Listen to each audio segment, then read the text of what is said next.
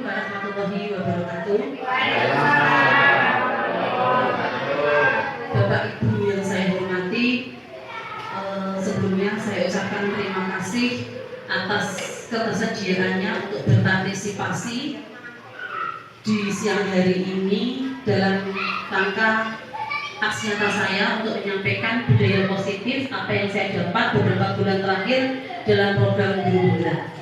Ada baiknya sebelum kita memulai acara pada siang hari ini, kita membaca bersama-sama supaya apa yang kita pelajari bersama-sama di sini dapat bermanfaat bagi kita, anak didik kita, serta sekolah kita. Alhamdulillah kalau sampai lingkungan sekitar kita. Monggo bersama-sama saya katakan Bismillahirrahmanirrahim. Pada siang hari ini itu saya akan menyampaikan aksi nyata dari modul 1.4 yang saya pelajari beberapa bulan terakhir ini, berbagi pemahaman dan pengalaman. Istilah berbagi itu sebenarnya terlalu terlalu tinggi maknanya. Di sini itu saya keliru, misalnya kita belajar bersama. Jadi mohon nanti kalau saya ada keliru, saya ada salah, bisa dikoreksi bersama-sama. Karena memang di sini saya juga masih belajar, yaitu tentang budaya positif.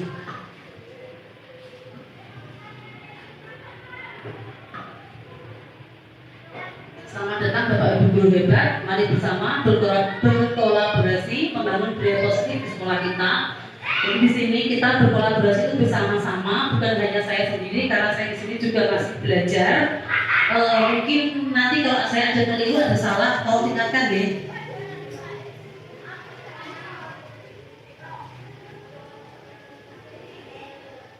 Membangun budaya positif khususnya di sekolah kita, itu pada kita menerapkan pada murid kita, pada diri kita sendiri, nanti mungkin akan berlanjut pada sekolah kita.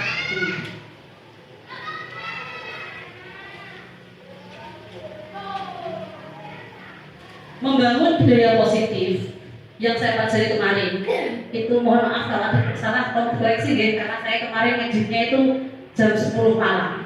Itu yang pertama itu perubahan tradisional belajar, yang kedua disiplin positif, yang ketiga motivasi, kemudian hukuman dan penghargaan itu restitusi, keyakinan kelas, kebutuhan dasar manusia, 5 posisi kontrol restitusi, yang terakhir segitiga restitusi.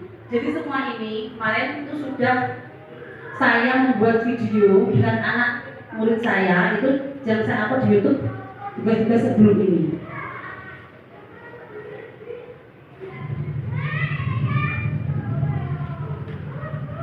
Yang pertama yaitu bagaimana perubahan paradigma dalam belajar.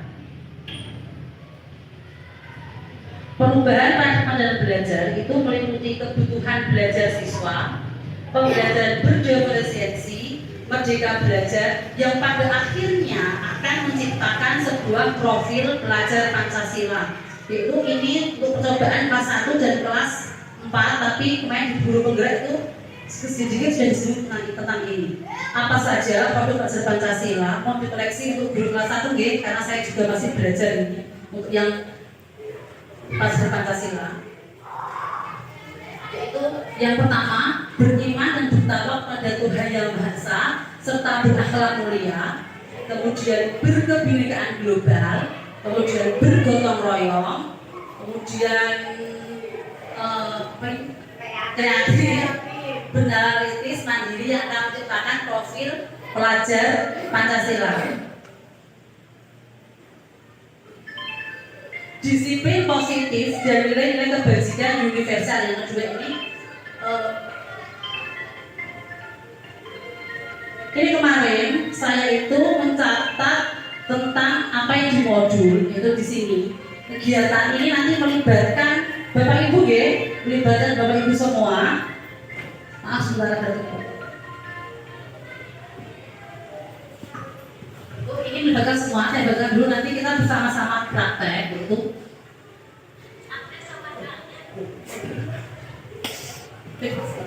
Kegiatan cobalah buka secara berpasangan langkah-langkah sebagai berikut. Ini berpasangan ya, 2 orang, cari pasangan masing-masing. Orang pertama atau tersebut orang A, kepalkan salah satu tangan Anda. Bayangkan Anda menyimpan sesuatu yang sangat berharga di dalam kepala tangan Anda. Anda perlu menjaga benda tersebut sekuat tenaga karena begitu pentingnya untuk kehidupan Anda.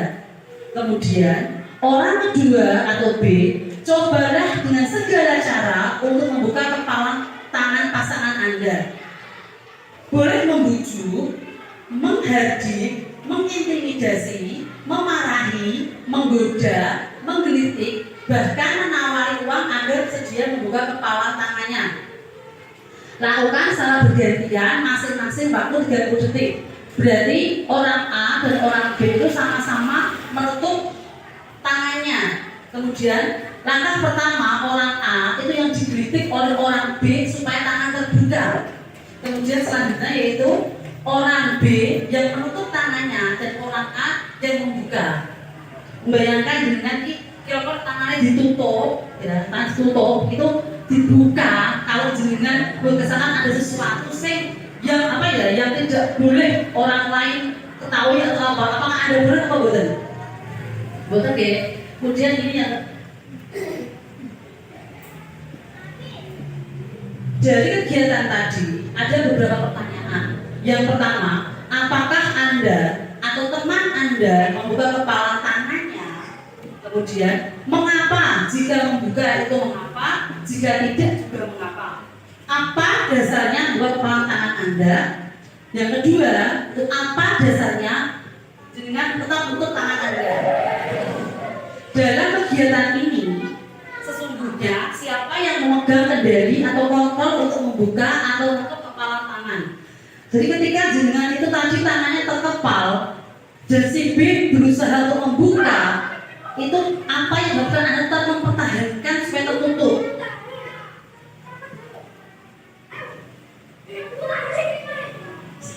Berarti kan ketika Anda itu berusaha mempertahankan, ya kan berarti Anda yang memegang kendali, jenengan yang memegang kendali supaya ini terbuka atau tetap tertutup tetap pada posisi kontrol panjenengan semua. Siapa yang memegang kendali atau kontrol? Tentu diri kita sendiri sesuai dengan kebutuhan dasar kita saat itu.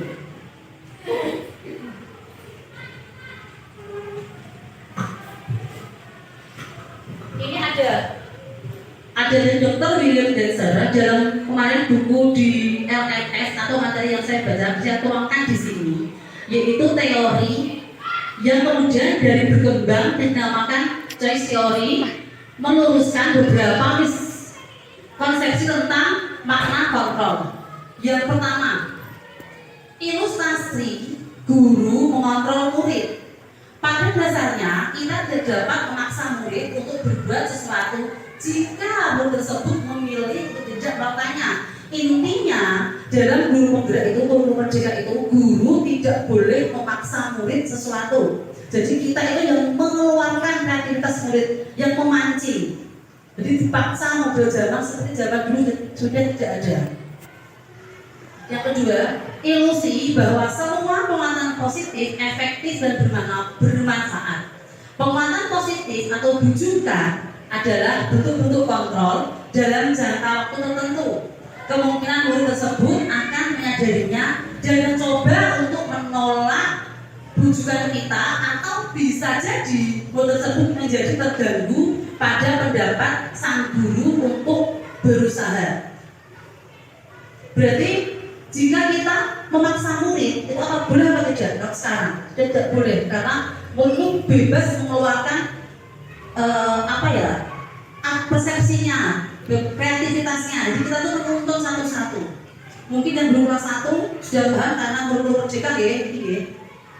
2, 3, ilusi bahwa kritik dan membuat orang merasa bersalah dapat menguatkan karakter. Menggunakan kritik dan rasa bersalah untuk mengontrol murid menuju pada identitas gagal. Mereka belajar untuk merasa buruk tentang diri mereka. Jadi misalkan jenengan itu ada anak telat, itu telat apa boleh? Tidak boleh. Nanti dia merasa diri saya buruk. Jadi nanti ada tahap-tahapnya yang disebut restitusi setelah ini nanti ada. 4. Ilusi bahwa orang dewasa memihak untuk memaksa.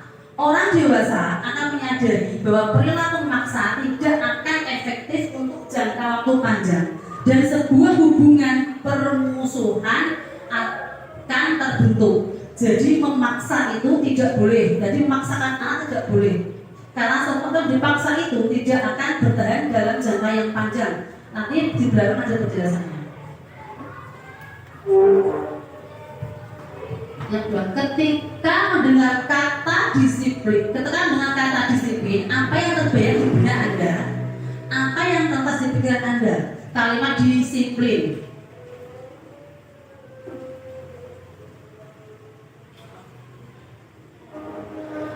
Makna kata disiplin. Kebanyakan orang akan menghubungkan kata disiplin dengan kata tertib, teratur, dan kepatuhan atau peraturan yang bersifat memaksa.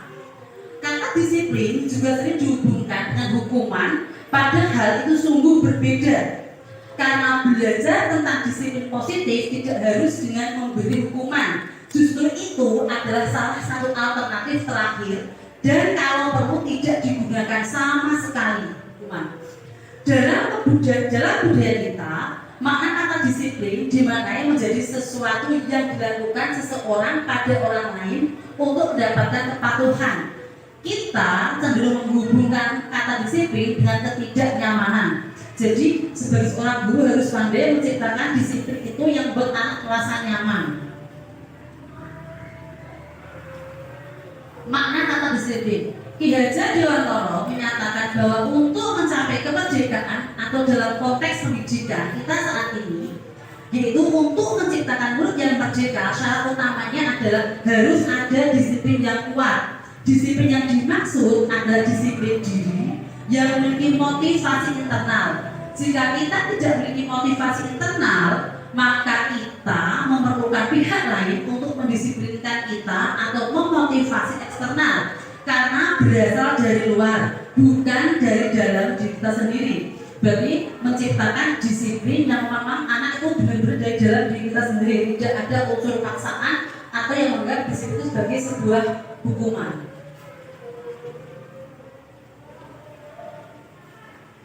Dengan kata lain, seseorang yang memiliki disiplin diri berarti mereka bisa bertanggung jawab terhadap apa yang dilakukannya, karena mereka mendasarkan tindakan mereka pada nilai-nilai kebajikan universal. Sebagai pendidik, tujuan kita adalah menciptakan anak-anak yang memiliki disiplin diri, sehingga mereka bisa berperilaku dengan mengacu pada nilai-nilai kebajikan universal dan memiliki motivasi intrinsik, bukan ekstrinsik.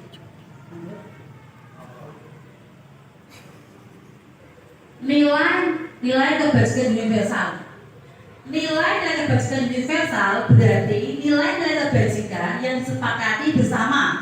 Nilai-nilai kebajikan adalah sifat-sifat positif manusia yang merupakan tujuan mulia yang ingin dicapai setiap individu. Seperti yang telah ditemukan oleh Dr. William Glasser pada teori kontrol 1984, menyatakan bahwa setiap perbuatan memiliki suatu tujuan. Dan selanjutnya, Dian Gosen tahun 1998 mengemukakan bahwa dengan mengaitkan nilai kebajikan yang ini seseorang, maka motivasi intrinsiknya akan terbangun sehingga menggerakkan motivasi dari dalam untuk dapat mencapai tujuan mulia yang diinginkan.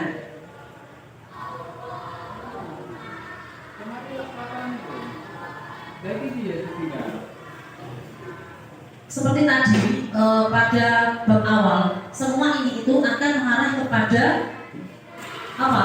Profil pelajar Pancasila. Saya ulangi, beriman dan bertawakal kepada Tuhan Yang Maha Esa dan berakhlak mulia, mandiri, bernalar kritis, kemudian kreatif, gotong royong, dan berkebinekaan global.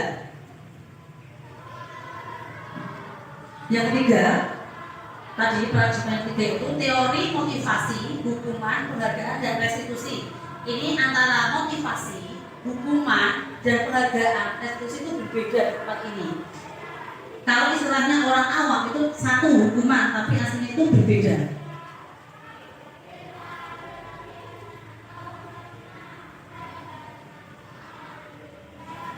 Dian Gosen dalam bukunya Restancing School Discipline menyatakan ada 3 motivasi terhadap disiplin. Yang pertama yaitu untuk menjadi ketidaknyamanan atau hukuman. 2. Untuk mendapatkan imbalan atau penghargaan dari orang lain. 3. Untuk menjadi orang yang mereka inginkan dan menghargai diri sendiri dengan nilai-nilai yang mereka percaya.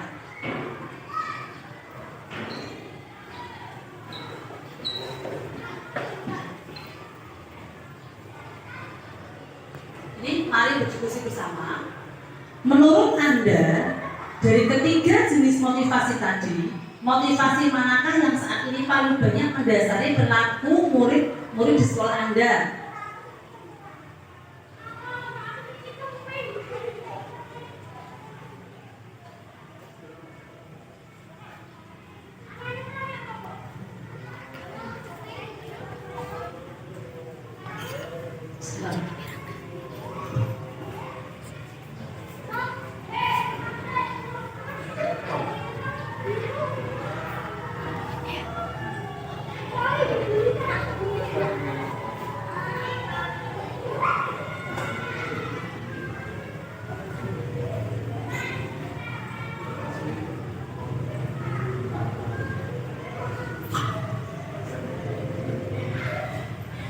Mari menganalisis. Ini ada sebuah kasus ya. Ini yang ibaratnya saya berikan di kelas saya. Raga kurang menguasai pelajaran matematika, sehingga pada saat pelajaran tersebut berlangsung, dia lebih banyak berdiam diri atau menggambar di buku pelajarannya. Pada saat guru matematikanya itu Pak Ali menanyakan pertanyaan, Raga menjadi gugup dan tak sengaja menjatuhkan tasnya dari kursi, serta tiba-tiba menjadi gagap pada saat berupaya untuk menjawab. Seluruh kelas pun tertawa melihat perilaku Raga yang berbicara tergagap dan terkejut tersebut. Pak Ali pada saat itu membiarkan teman-teman Raga menertawakan Raga yang tergagap dan malu luar biasa. Dan malahan minta Raga untuk maju ke depan dan berdiri di depan kelas sambil menunjuk hidungnya karena tidak bisa menjawab pertanyaan Pak Ali. Kelas menjadi semakin gaduh dan anak-anak pun tertawa melihat Raga di depan kelas memegang ujung hidungnya.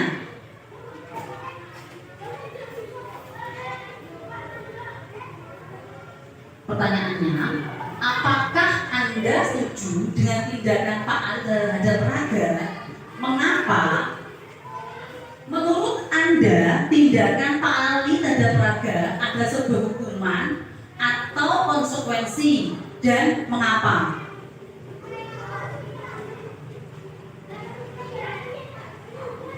Apakah restitusi itu? Apakah perbedaan antara hukuman, konsekuensi, dan restitusi?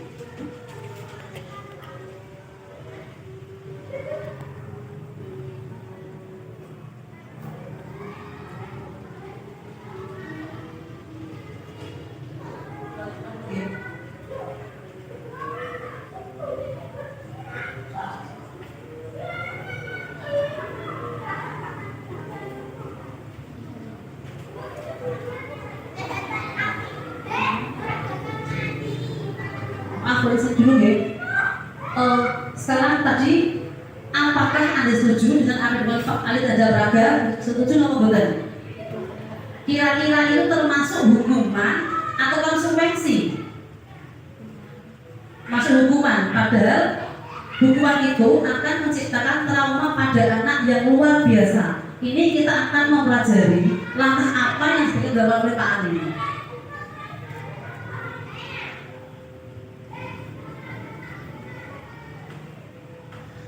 Kita bisa merestitusi di sini. Apakah restitusi itu? Apakah perbedaan antara hukuman, konsekuensi, dan restitusi?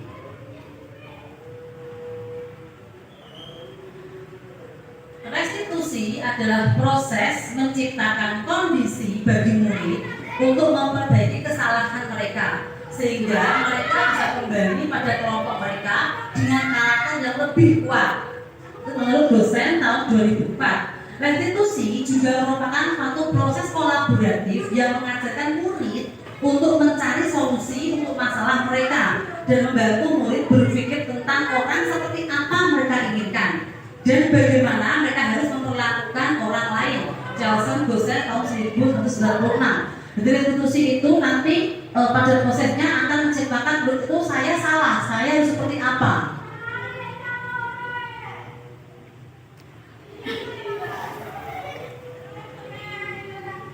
Di sini itu nanti ada perbedaan antara hukuman, konsekuensi, dan restitusi. Perbedaan antara hukuman, konsekuensi, dan restitusi.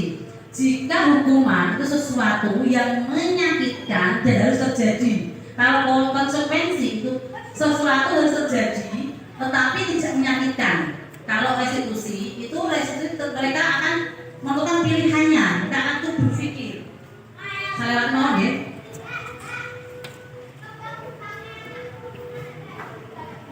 Mungkin ini nanti jangan bisa membandingkan antara hukuman dan restitusi. Kalau hukuman seperti ini, hukuman bersifat tidak terencana atau tiba-tiba. Anak atau murid tidak tahu apa yang akan terjadi dan tidak dilibatkan. Hukuman bersifat satu arah dan dari pihak guru saja yang memberikan. Dan murid hanya menerima satu hukuman tanpa melalui suatu kesepakatan atau pengarahan dari pihak guru, baik sebelum atau sesudahnya. Hukuman yang diberikan bisa berupa fisik maupun psikis.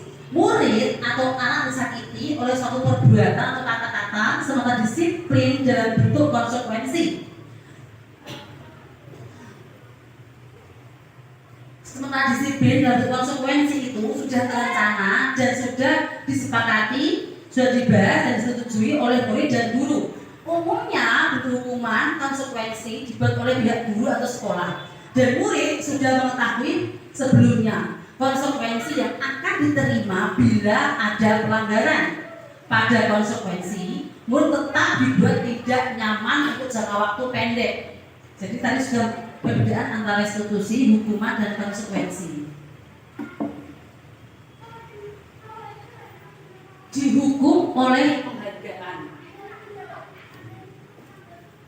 Ternyata apa? Satu, penghargaan memberikan pengaruh jangka pendek dan jangka panjang. Penghargaan itu bisa menghukum, penghargaan mengurangi ketepatan, penghargaan tidak efektif, penghargaan merusak hubungan, penghargaan menurunkan kualitas, penghargaan mematikan kreativitas, penghargaan mengurangi motivasi intrinsik. Penghargaan yang diberikan kepada murid dengan cara yang tidak tepat dapat berdampak negatif, bahkan dapat mengurangi motivasi intrinsik murid. Ini bertentangan dengan prinsip disiplin positif, yakni menumbuhkan motivasi intrinsik dalam diri murid. Oleh karena itu, jika kita ingin menumbuhkan kesadaran dalam diri murid, kita perlu menghindari pemberian penghargaan.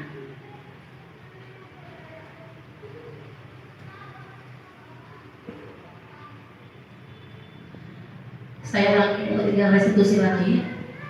Restitusi merupakan proses kolaboratif yang mengajarkan murid untuk mencari solusi untuk masalah mereka dan membantu murid berpikir tentang cara seperti apa yang mereka inginkan dan bagaimana mereka harus memperlakukan orang yang lain. Charles Gosset tahun 1996. Seperti yang di awal tadi, itu restitusi itu proses kolaboratif, berarti anak itu jika salah mereka akan memvalidasi tidak kesalahannya, kemudian dia akan keyakinannya apa, dan nanti pada akhirnya menyelesaikan masalah dia dengan maunya dia sendiri tanpa paksaan. Berbeda dengan hukuman dan konsekuensi.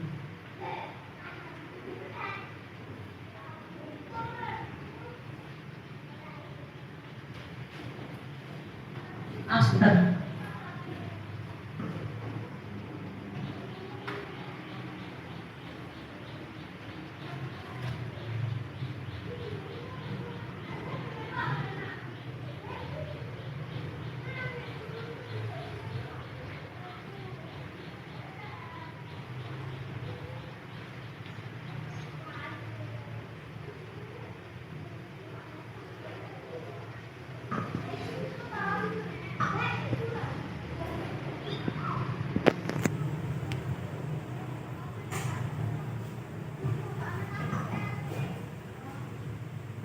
restitusi sebuah pendekatan untuk menciptakan disiplin yang positif.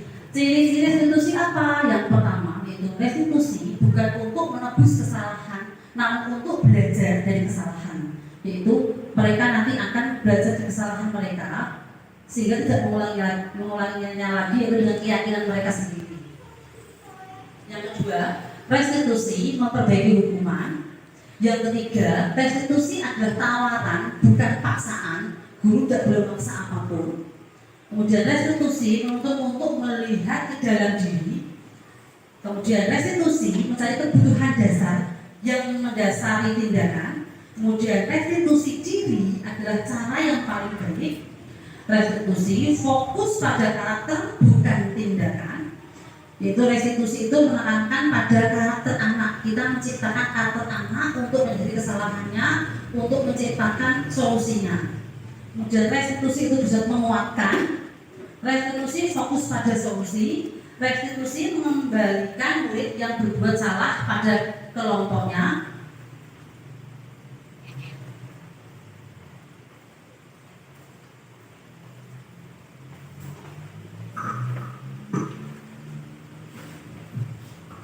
Yang keempat itu membentuk keyakinan kelas.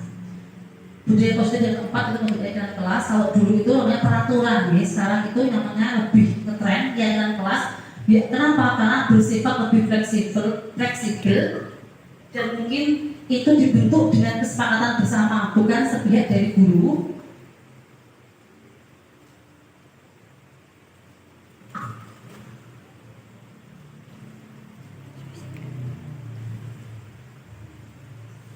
Mengapa harus keyakinan kelas? Mengapa tidak peraturan kelas saja?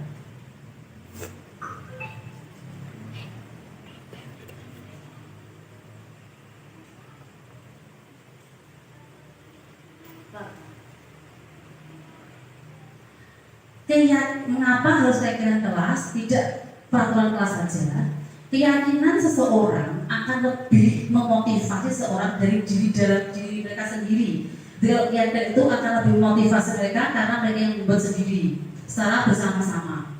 Seseorang akan lebih tergerak dan bersemangat untuk menjalankan keyakinannya daripada hanya sekedar mengikuti serangkaian peraturan tertulis tanpa makna. Jadi kalau peraturan yang tertulis itu mereka akan melanggar. Tapi kalau keyakinan itu kita sendiri yang membuat bersama-sama anak, dan termasuk kita sendiri gurunya itu ikut menaati peraturan. Sebagai contoh, kalau kelas 6 hal singkat saja. Itu kalau masuk kelas itu kan sepatunya saya suruh lepas karena memang ada bersorak. Itu kalau yang masuk kelas itu memakai sepatu itu mereka bisa melakukan keyakinan sendiri, entah itu apa. Dan saya ikut keyakinan tersebut, ikut menaati peraturan. Jika mereka itu bayar denda 1.000, saya itu 5.000. Karena memang kita sudah sepakat itu yang kita bersama-sama, bukan kalau kan kita nggak usah lagi. Sudah ada peraturan yang tertempel di situ zaman purba kala itu nggak berubah, ngaji nengkono terus. Sekarang tidak boleh seperti itu. Kita harus bersama-sama sepakat seperti apa kelas kita nanti itu anak dilibatkan. Tidak dari sekolah dipasang di figura nanti zaman tahun 2000 sampai 2030 aji kuwe tidak boleh. Bukan tidak boleh nih, tapi sudah sudah lebih modern dan mungkin sudah ada itu tadi profil pelajar Pancasila yang menciptakan anak berkarakter tadi.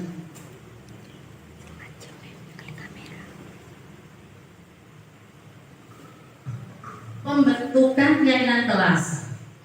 Keyakinan kelas bersifat lebih abstrak daripada peraturan yang lebih rinci dan konkret. Keyakinan kelas berupa pernyataan-pernyataan universal. Pernyataan keyakinan kelas senantiasa dibuat dalam bentuk positif, itu hal yang positif. Kemudian keyakinan kelas sebenarnya tidak terlalu banyak sehingga mudah diingat dan dipahami oleh semua warga kelas. Tidak banyak dan bertele-tele yang pasti saja, yang penting itu pada poinnya dan mencakup semua. Keyakinan kelas sebaiknya sesuatu yang dapat diharapkan di lingkungan tersebut. Jadi yang menyangkut tentang semua yang di kelas ini dan mencakup semua di beberapa usulan nanti kita bisa menyederhanakan. Semua warga kelas hendaknya ikut berkontribusi dalam pembuatan keyakinan kelas lewat kegiatan curah pendapat, Jadi setiap semua anak dilibatkan dalam pembangunan kegiatan kelas. Jadi tidak ada istilah A, B, C, tidak ada. Jadi semua dianggap sama karena anak itu pada dasarnya sama. Anak guru tidak ada, yang ada anak malas belajar dan guru kurang menggali potensi anak. Bersedia meninjau kembali kegiatan kelas dari waktu ke waktu. Jadi kegiatan kelas itu bisa ditinjau lagi, misalkan berikutnya ada apa yang kurang, itu masih bisa diperbaiki.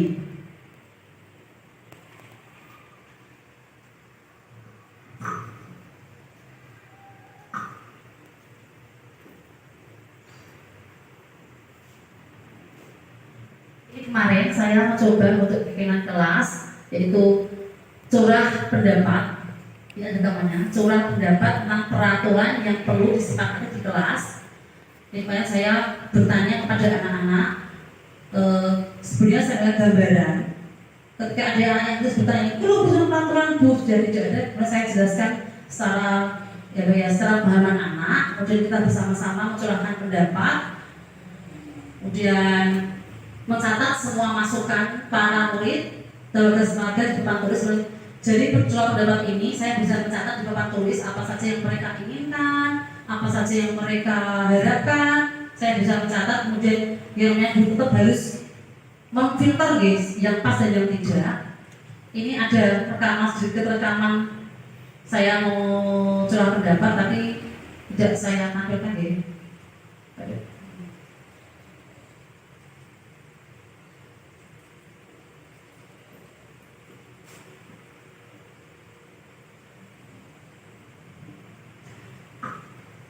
Ini masih membutuhkan keyakinan kelas, yaitu mengganti kalimat-kalimat dalam bentuk negatif jadi positif. Yang namanya anak itu kan berbicara kan, ada yang cemong-cemong, itu guru itu pasti juga harus memfilter ya, mengarahkan ke dalam kalimat negatif jadi positif. Kemudian dicatat di papan tulis, tinjau ulang keyakinan kelas secara bersama-sama. Semua murid itu meninjau ini sudah pas apa belum, setuju apa tidak. Tetap harus melibatkan anak karena memang ini untuk dari anak untuk anak.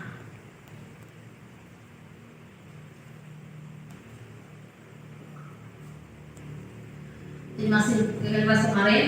Kemudian semua warga kelas mempersilahkan menunjuk ulang. Ada yang kurang apa tidak, ada yang salah apa tidak, ada yang bikin seperti apa. Terus kemudian kalau sudah fix itu kemarin tadi, anak mencatat, kemudian saya pasang di papan di depan. Entah di mana masanya, yang penting pasang di kelas.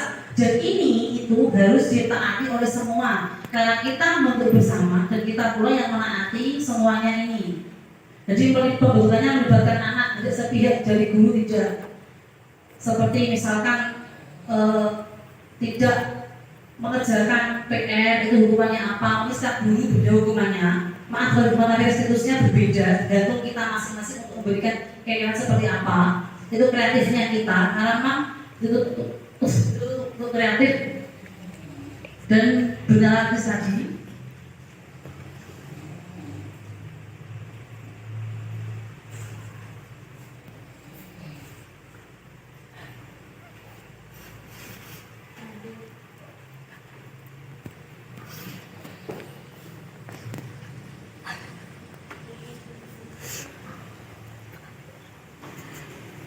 Kebutuhan dasar manusia.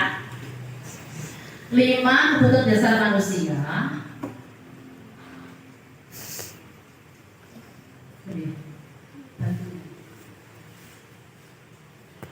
Kebutuhan dasar manusia ada 5. Yang pertama yaitu penguasaan, kemudian bertahan hidup, kesenangan, kebebasan, kasih sayang dan rasa diterima.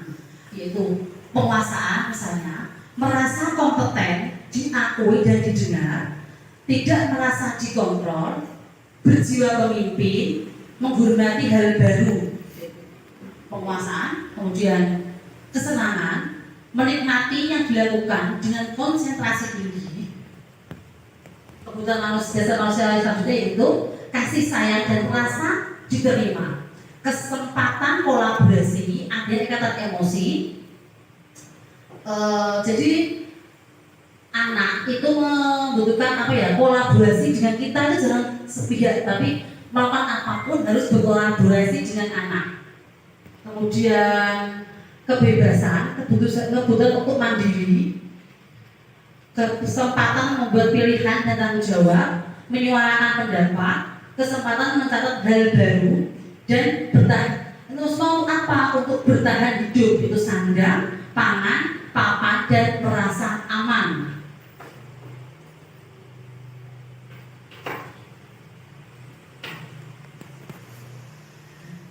Ini ada sedikit bacaan. Dunia berkualitas.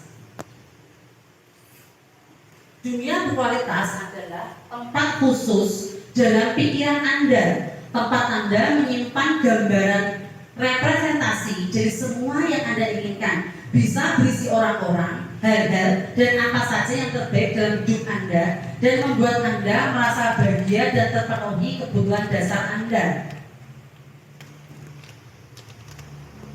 Selanjutnya yaitu 6 posisi kontrol.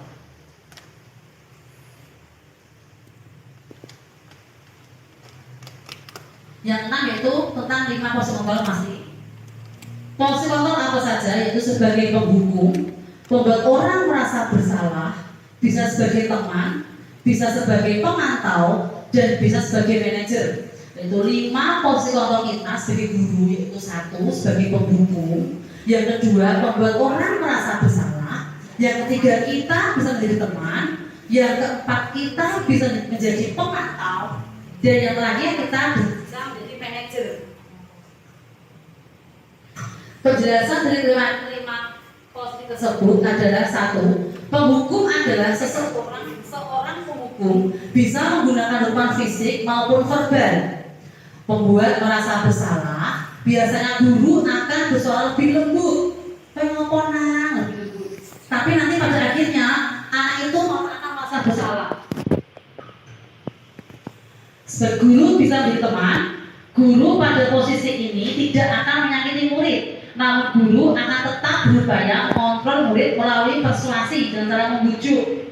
Kemudian monitor atau pemantau, itu guru hanya monitor berarti mengawasi. Yang biasa dilakukan kita adalah guru sebagai manajer, yaitu mengatur, itu merespon, yang menunjukkan tanggung jawab guru dalam posisi terakhir. Manajer adalah posisi mentor, di mana guru berbuat sesuatu bersama dengan murid, mempersilahkan murid mempertanggungjawabkan perilakunya, mendukung murid agar dapat menentukan solusi atau permasalahannya sendiri.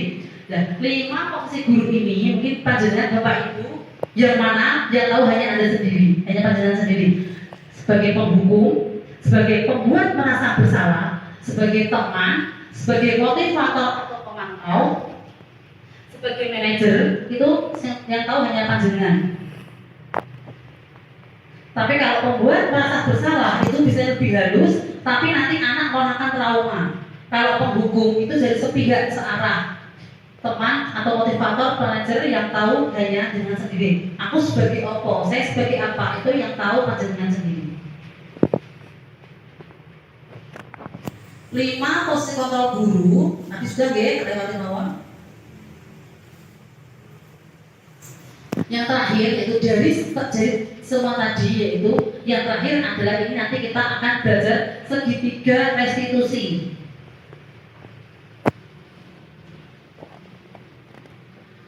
Segitiga restitusi merupakan tahapan tindakan yang dilakukan guru untuk membawa siswa mentaati kesepakatan kelas yang telah diciptakan dan mengakui secara sadar dan terbuka ketika melakukan kesalahannya, serta merasakan kenyamanan ketika sudah berperilaku jujur. Jadi segitiga restitusi ini yang kita pelajari, mungkin kalau perjalanan dari CGP itu pembelajaran itu akan lebih detail. Nanti ini anak itu tidak, insya Allah anak itu tidak akan merasa takut atau bahkan mengisi apa nggak ada, karena ini semua itu kesepakatan kita bersama. Taati, jika anak salah, dia sadar salahnya apa, memvalidasi dan berkeyakinan sendiri. Segitiga restitusi yaitu misalnya ini kan yang pertama itu menstabilkan identitas, menvalidasi tindakan yang salah, kemudian menanyakan keyakinan. Misalkan kemarin saya contoh itu ada anak yang terlambat masuk sekolah, kemudian saya menanyakan, Jadi kamu tentu punya alasan mengapa melakukan itu. Jadi dia pasti punya alasan kenapa terlambat. Kemudian, adakah cara lebih efektif untuk mendapatkan apa yang kamu butuhkan? Jadi dia nanti akan mengatakan, saya terlambat karena seperti ini, jangan main game, jadi terlalu malam. Nanti dia akan tahu solusinya bagaimana agar tidak terlambat. Kemudian kita juga menstabilkan identitas, yaitu setelah itu kita akan dia mungkin setelah kita validasi tindakan itu, dia nanti akan merasa bersalah, dan kita sebagai guru pendidik berusaha menstabilkan tindakan dengan cara apa? Kita bertanya, kita menguatkan dia, menguatkan mentalnya. Setiap orang pasti pernah melakukan kesalahan. Yang telat tidak hanya kamu. Setiap orang pasti ada kesalahan. Mungkin temanmu tidak telat, tapi kesalahan yang lain pasti ada. Jadi untuk menguatkan kembali lagi mental anak, karakter anak. Kamu bukan satu-satunya yang pernah melakukan kesalahan ini. Jadi bukan hanya dia, kita stabilkan dulu identitasnya. Setelah itu, setelah kita validasi tindakan dia yang salah, kemudian menstabilkan identitas, yang terakhir itu kita menanyakan keyakinan. Jika kamu seperti ini, kamu akan berubah seperti apa? Nanti dia yang jawab sendiri. Yaitu kayak kelas apa yang telah kamu sepakati. Kita kembali lagi. Kamu kemarin kelas apa? Sepakatinya apa? Nanti dia akan menjawab. Menjawab seperti ini. Kira-kira kalau kelas kamu seperti ini dan kamu seperti ini, kamu salah apa betul? Nanti dia akan berusaha membuat pernyataan, oh saya salah dan saya akan merubah diri saya untuk lebih baik agar tidak terlambat ke sekolah. Dan seperti itu. Sekitar restitusi ini, tentu saya sudah membuat contoh berupa anak-anak yang melakukan kesalahan. Jasa aku di YouTube saya sudah komplit.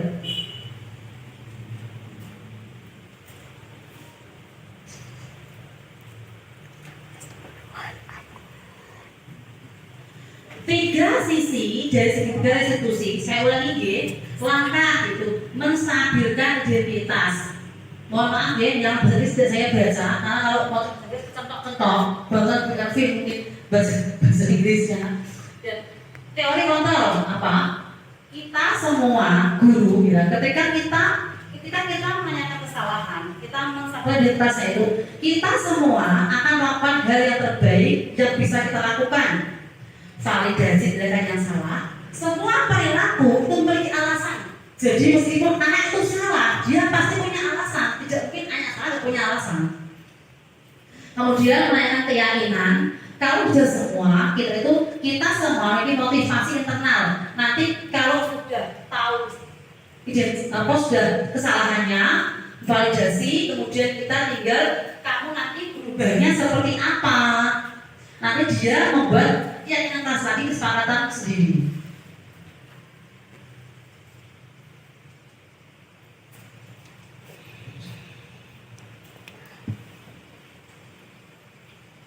Ini kemarin pengalaman saya melakukan restitusi, yaitu bersama murid saya. Tugas yang pertama yaitu ini sudah konkret ada videonya, sudah saya upload di YouTube saya untuk tugas yang kemarin. Mungkin seperti apa dengan saya lakukan bisa lihat di YouTube saya. Dalam rangka menciptakan budaya positif, penerapan disiplin positif dipraktekkan untuk menghasilkan murid-murid yang berkarakter, disiplin, santun, jujur, peduli, dan bertanggung jawab. Kita semua yang telah tadi itu pada poinnya untuk menciptakan murid yang berkarakter. Karena pada dasarnya karakter anak itu berbeda-beda. Kita sebagai pendidik harus pandai menggali karakter anak. Tidak ada istilah menghukum, memarahi, tidak, karena semua anak itu kita tuntun kalau dulu kan misalnya kalau dulu yang pada CGP yang pertama tema 1 itu kita sebagai guru tidak boleh menuntut ya, kalau menuntut kamu harus dapat nilai segini, tidak boleh. Kita itu menuntun nek boleh mulai iso, guru tidak iso seperti itu kalau sekarang.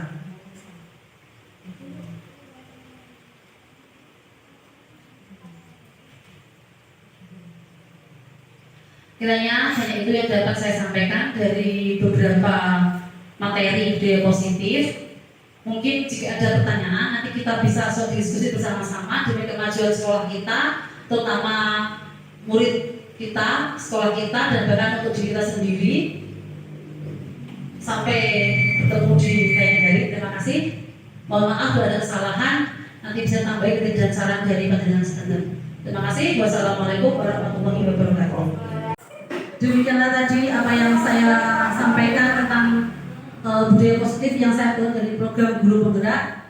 Semoga apa yang saya sampaikan tadi membawa manfaat, dan saya buka pertanyaan bagi teman-teman semua apabila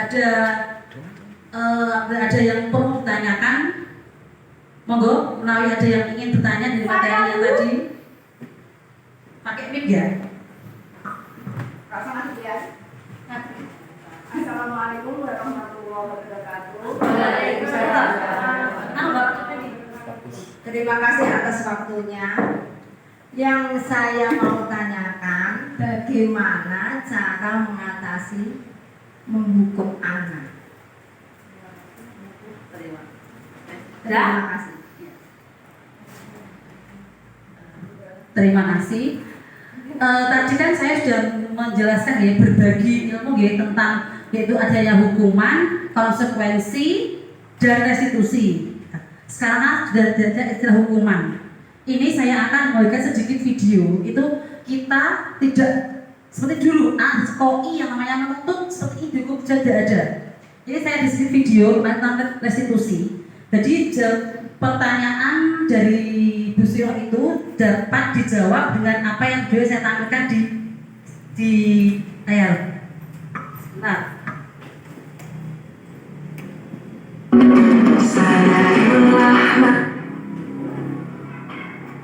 sebentar.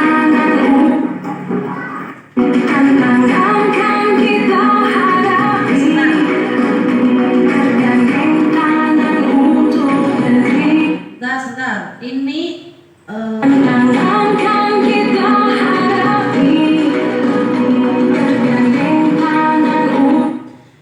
ini saya ada siswa, yaitu saya membedah sebuah kasus yang terupload di YouTube saya, itu melanggar peraturan sekolah, yaitu terlambat masuk sekolah. Ada siswa saya, topik ada siswa kelas 6, menurut saya sendiri. Peraturan sekolah itu keyakinan kelas yang saya buat tadi, yang sudah saya jelaskan tadi di awal, yaitu pukul 7. Tetapi pada hari Jumat topik masuk sekolah pukul 7.20. Ketika saya sedang dalam kelas, saya menjelaskan tiba-tiba masuk ke dalam kelas sehingga dia terlambat selama 20 menit. Itu kalau mungkin guru dulu kan ada istilah hukuman. Malah tadi saya sudah menjelaskan tentang hukuman, konsekuensi, dan restitusi. Ini penyelesaian masalah yang berdasarkan restitusi nanti bisa dilihat, nanti bisa untuk referensi jika ada kesalahan dengan topik yang berbeda.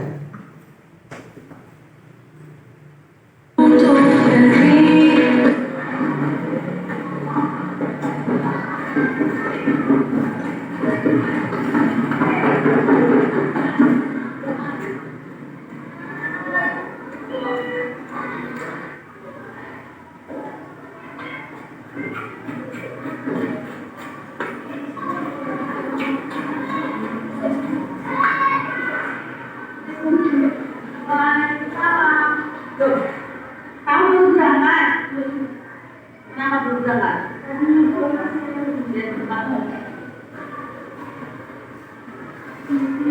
Maju enggak? Tentang negara-negara ASEAN. Selamat pagi, assalamualaikum. Sudah Karena kalau suatu kesalahan jadi istilah hukuman, tapi saya menerapkan sekitar restitusi dengan tahapan-tahapan seperti tadi.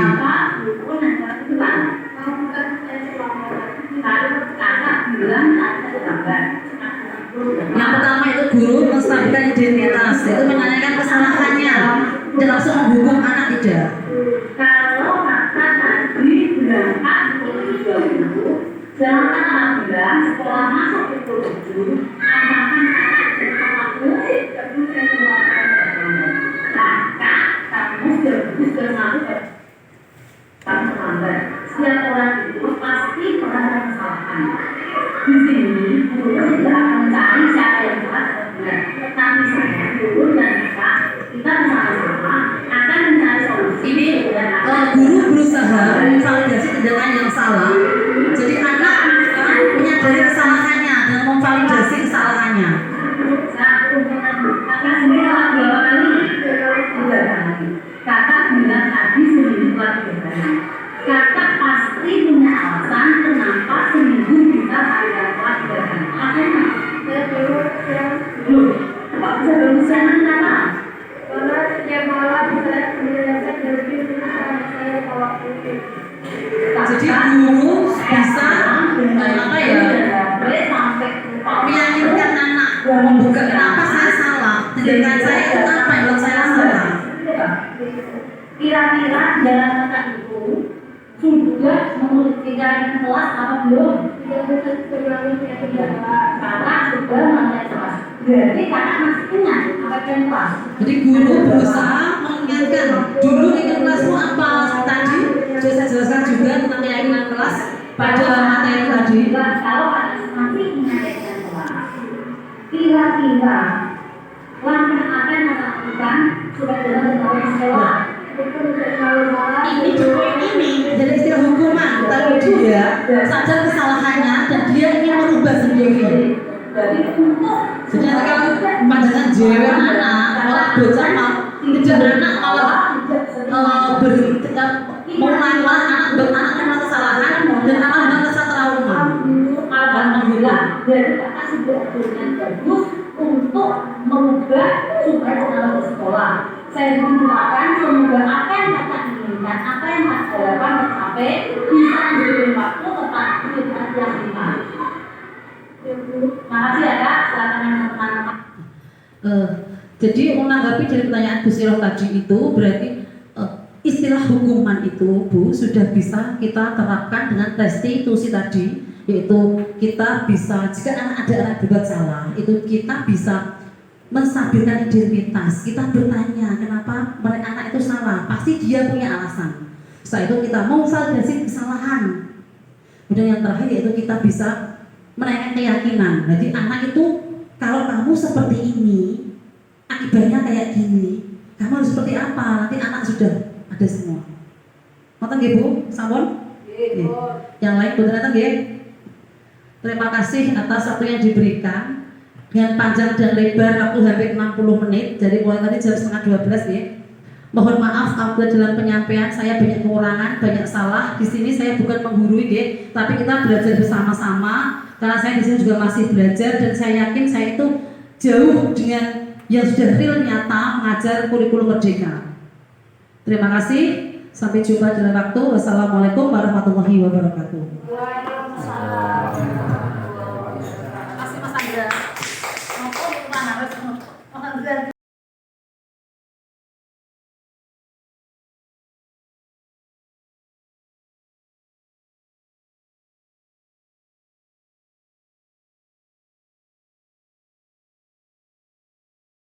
Assalamualaikum warahmatullahi wabarakatuh.